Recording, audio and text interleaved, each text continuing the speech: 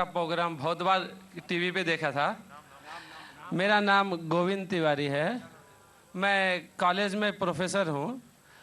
मैं जिस एरिया में रहता हूँ उस एरिया के आसपास कई मुस्लिम ऑर्गेनाइजेशन अपने स्कूल चलाते हैं और उस स्कूल में स्टार्टिंग में जब प्रेयर होता है वहाँ पर न ही वंदे मातरम गाया जाता है।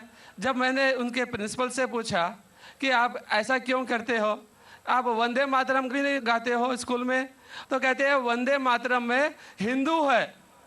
और उनकी स्कूल में, कई स्कूलों में हिंदी भाषा ही नहीं है, हिंदी ही नहीं पढ़ाया जाता है। और उनके कहा ना देशभक्ति की कुछ भी पढ़ाने के लिए वे कतराते हैं। देशभक्ति के लिए आपके मजहब में किस तरह से डिफाइन किया गया है, ये जरा मुझे बताएंगे। भाई साहब ने एक सवाल पूछा है कि वो कई बार मेरे प्रोग्राम सुनते हैं टेलीविज़न पे और कहा है कि एक इलाका है जहाँ कई मुसलमान स्कूल है लेकिन वहाँ वंदे मातरम नहीं पढ़ाया जाता है, हिंदी नहीं पढ़ाया जाता है, क्या सही है? और आपके मज़हब में, इस्लाम में देशभक्ति के बारे में क्या कहा गया है?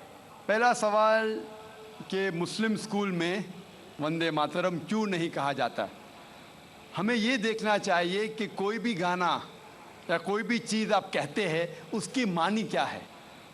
आप जब वंदे मातरम पढ़ते हैं उसकी मानी है कि हम सिजदा करते हैं इस देश जो हमारी माता है, ऐसे कहा जाता है, और हम इसकी पूजा करते हैं। ये हमारे लिए शिर्क है, शिर्क है इस्लाम में और गलत है हिंदुइज्म में भी। हिंदुइज्म में भी आपको इबादत सिर्फ करना चाहिए एक खुदा की, धरती की नहीं। तो हिंदुइज्म में भी गलत है, क्रिश्चियनिटी में भी गलत है, इस्लाम में ही गलत है। लेकिन आम हिंदू अपने मज़हब को नहीं जानते, अपनी मजहबी किताबें नहीं पढ़े हैं, इसीलिए कोई भी आप गाना गाते हैं अगर उसके मानी खुदा के खिलाफ है, अल्लाह सुब्हानहू व तआला के खिलाफ है, भगवान के खिलाफ है, तो ऐसा गाना गाना गलत है। आपने मुझे शुरुआत में नमस्ते कहा। नमस्ते, नमस्ते के क्या मानी है भाई साहब, आप बोल सकते हैं? नहीं पता क्या मानी है? माइक्रोफोन ऑन कीजिए जरा भाई साहब का।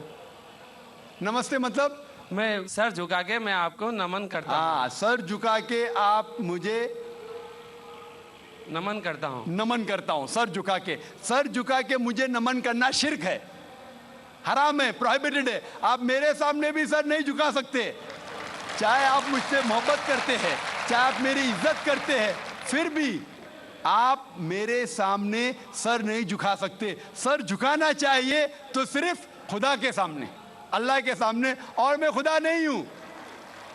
आप जानते हैं, आप मेरी इज्जत कर सकते हैं, मेरी बात जो मैं कहता हूं उसके ऊपर अमल कर सकते हैं, लेकिन आप मेरे सामने सर नहीं झुका सकते। इसीलिए मैं जवाब में आपको कहूंगा अस्सलामु अलैकुम, आप पे सलामती हो, आप पे सलामती हो। आप समझे ना? मैं आपके सामने झुक नहीं सकता हूं। ये सिर झुकेगा तो सिर्फ अल्लाह के सामने, सिर्फ खुदा के सामने। तो आपने बड़प्पन में मुझे कहा, लेकिन अगर गलत चीज कहा तो मैं वापस से जवाब नहीं दे सकता हूं, क्योंकि मैं जानता हूं जो लोग नहीं जानते वो ऐसे हरकत कर सकते हैं। मिसाल के तौर पे, एक महीना पहले मैं जब बॉम्बे एयरपोर्ट पे था तो एक औरत, हिंदू खातून, मुझे पूछी कि आप डॉक्टर जाकिर नाइक है? Are you doctor Zakir Naik? मैंने कहा जी हाँ। ओ, मैं आपका रोज प्रोग्राम देखती हूँ, मैं दुबई से 25 साल के बाद बम्बई में आ रही हूँ, 25 साल के बाद हिंदुस्तान में आ रही हूँ। उसके सिर पे टीका था, हिंदू औरत थी, बोलती मैं आपके प्रोग्राम देखती हूँ और बहुत अल्हम्दुलिल्लाह तारीफ करने लगी। सारी तारीफ अल्लाह की है, मैं कुछ भी नहीं हूँ। और फिर कहने लगी कि मैं तुम्हारे पैर छूना चाहती हूँ।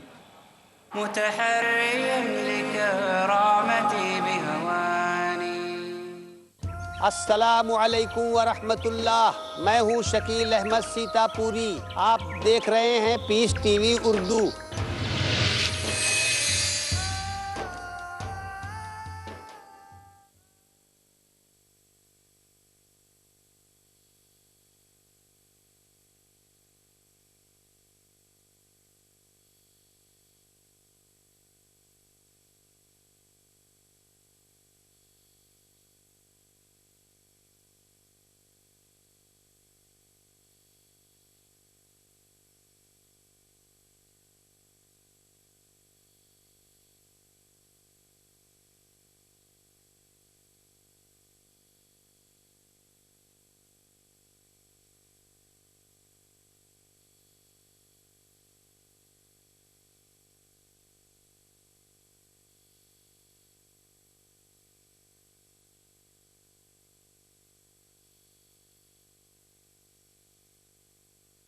he faces. My question is, I have two questions. He listens. My question is about the beard, about Imam Mahdi. What other people believe in. He answers. So number one is the help of Allah. He satisfies in the light of glorious Quran and authentic Hadith. If Allah helps you, believe me, you have to get success. Catch Dr. Zakir.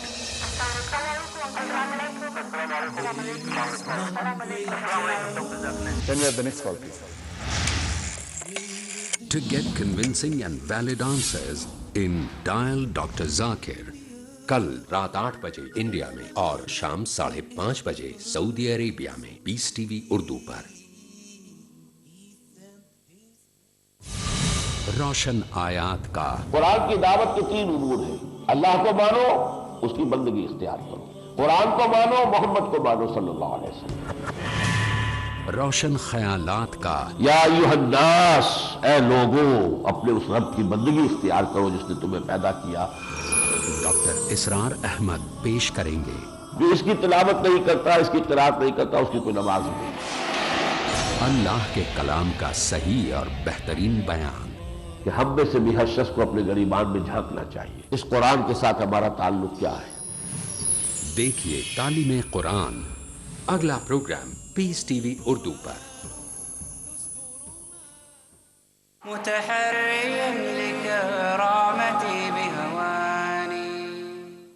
मैंने कहा कि ये गलत है, शिर्क है। तो बोले क्यों? वही जवाब मैंने दिया, आप जो भी कहो मैं आपकी बात मानूंगी। तो मैंने कहा आप कुरान मजीद पढ़िए, कुरान मजीद पढ़िए और इसके ऊपर अमल कीजिए। और मैंने तकरीर दी है similarities between Islam and Hinduism, इस्लाम और हिंदुइज्म में यकसानियत, और साबित किया है कि हिंदुइज्म में भी लिखा है कि आप सिर्फ एक ईश्वर की इबादत करना चाहिए, जितने ऋषि आने वाले उनमें मानना चाहिए, और मोहम्मद सल्लल्लाहु अलैहि वसल्लम में भी। तो आपको अगर कुरान और वेदा पे अमल करना चाहिए जो यकसा है, आपको एक खुदा में मानना पड़ेगा और आखिरी पैगंबर मोहम्मद सल्लल्लाहु अलैहि वसल्लम पर। आपका और एक सवाल था कि हिंदी क्यों नहीं पढ़ाई जाती है, हिंदी मुस्लिम स्कूल में क्यों नहीं पढ़ाई जाती है? कुछ स्कूल में हो सकता है, लेकिन मेरे हिसाब से अक्सर स्कूल में हिंदुस्तान में हिंदी पढ़ाई जाती। जो स्कूल मैंने कायम किया हूँ, इस्लामिक इंटरनेशनल स्कूल, उसमें भी हिंदी पढ़ाई जाती है। ना हिंदी, मराठी भी, जो हमारे स्टेट लैंग्वेज है, हम पढ़ाते हैं, जोर देते हैं अंग्रेजी और अरबी पर। नंबर 1 अंग्रेजी अरबी, फिर उर्दू, हिंदी, मराठी, आगे चल के संस्कृत भी सिखाएंगे, संस्कृत भी, ताकि हिंदुस्तानी लोग जितने मज़ाहिब इस देश में हैं उसको समझे। मैं गवर्नमेंट से कहता हूं कि हिंदुस्तान में संस्कृत आम करो। संस्कृत आम करेंगे तो लोग वेदा पढ़ेंगे, पढ़ने के बाद हक के तरफ आएंगे और हिंदू मुस्लिम एक हो जाएंगे। हिंदी तो छोड़ो, संस्कृत, क्योंकि वेद संस्कृत में, हिंदी में नहीं है। हिंदू की जबान है संस्कृत। और मैंने तकरीर की है हिंदुइज्म और इस्लाम में यकसानियत, लेकिन आम हिंदू अपनी मजहबी किताब पढ़ा ही नहीं तो क्या जानेगा। तो मैं संस्कृत कोट करता हूँ, फिर तर्जुमा करता हूँ और कहता हूँ कि आपको अगर लगता है कि मैं कुछ गलत कह रहा हूँ, रेफरेंसेस देता हूँ मैं। आपका आखिरी सवाल था कि इस्लाम में देशभक्ति के बारे में क्या कहा गया है। इस्लाम में कहा गया है कि सबसे पहले जो हमें बात मानना चाहिए वो हमारे खालिक की, बनाने वाले की, खुदा की, अल्लाह की, सबसे पहले। अगर अल्लाह की बात से कोई दूसरी बात टकराती है तो उसे छोड़ देना चाहिए। जहां तक कि मैं हिंदुस्तानी हूं और मैं गर्व से कहता हूं कि मैं फंडामेंटलिस्ट मुस्लिम हूं, I am a good practising Indian. Fundamentalist, बुनियाद परस्त मुस्लिम भी हूं और अच्छा हिंदुस्तानी भी हूं। मैं हिंदुस्तान के कॉन्स्टिट्यूशन को जानता हूं। हिंदुस्तान के कॉन्स्टिट्यूशन में एक भी चीज फर्ज नहीं है जो इस्लाम में हराम है, और ऐसी कोई भी चीज नहीं है जो हमें मजबूर करती है जो इस्लाम में हराम है।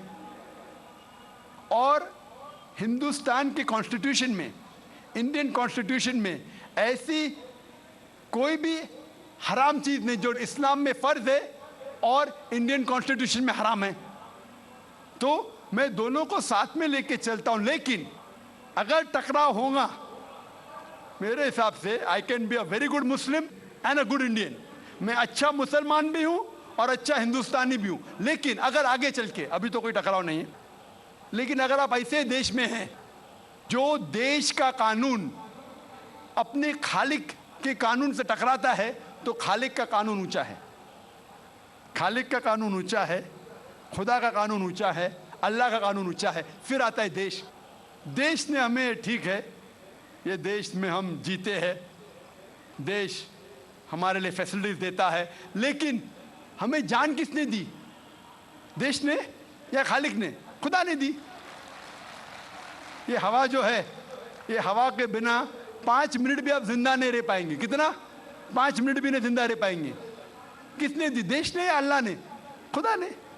देश ने भी हमारे लिए अच्छे काम किए। मैं देश के खिलाफ नहीं हूं, मैं भी देशभक्त हूं। देशभक्त के मानी क्या? अगर आप बोलते देशभक्त मतलब देश की इबादत करना, तो मैं देशभक्त नहीं हूं। अगर देश की तरक्की चाहता हूं, हाँ मैं हूं देशभक्त। तो देशभक्त की मानी क्या इंपॉर्टेंट है। अगर देशभक्त मतलब देश की इबादत करना, तो ये गलत है। इबादत सिर्फ मैं खालिक की करता हूं, अल्लाह की करता हूं, खुदा की करता हूं। लेकिन देश की भलाई चाहता हूं, अगर वो देश कोई कानून लागू कर रहा है, वो शरीयत के अंदर है, खुदा के कानून के दायरे के अंदर है, तो मैं उनके साथ हूं। कई चीजें इस्लाम में मुबाह है, ऑप्शनल है, और अगर देश उसे कहता है कि करो, तो मैं करूंगा। लेकिन अगर कोई देश, चाहे वो अमेरिका हो या यूके हो, वहाँ का कानून अगर इस्लाम के खिलाफ है, तो मैं उस देश के कानून के खिलाफ जाऊंगा, क्योंकि मैं सबसे पहले मोहब्बत करता हूँ खालिक से, खुदा से, अल्लाह से, फिर अपने देश से। तो जहाँ तक के देश का कानून खालिक के कानून से नहीं टकराता है, हमें उस कानून पे अमल करना चाहिए।